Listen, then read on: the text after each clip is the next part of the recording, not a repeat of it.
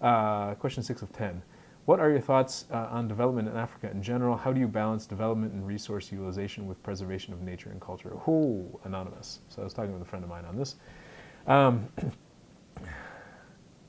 so I worked in economic development in Tanzania in 2008, 2009, a consulting firm, and with everything going on with U.S. aid and all that right now,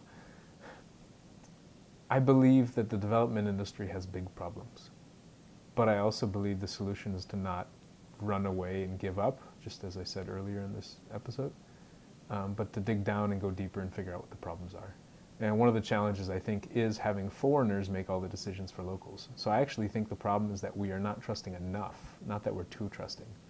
So I think people think we're giving too much money to Africa, these people can't figure it out. Well, part of the reason they can't figure it out is because we don't trust them. We have foreigners come in and make a lot of the decisions for the things.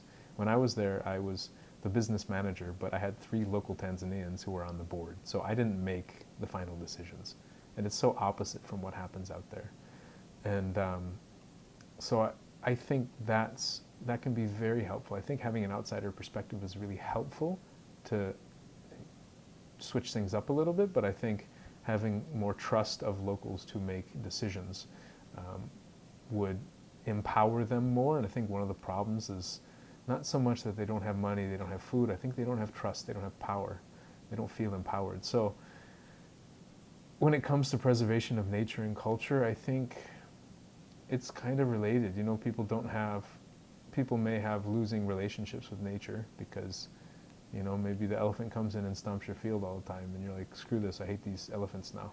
You know, like, I mean, or in the US you get a tornado and then you hate nature because of that.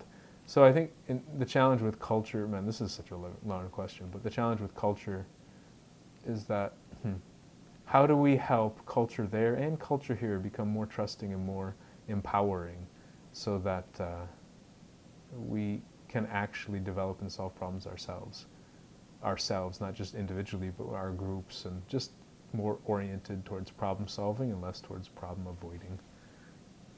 Oh, that is not trying to rail on Africa. It talks about here as well. Question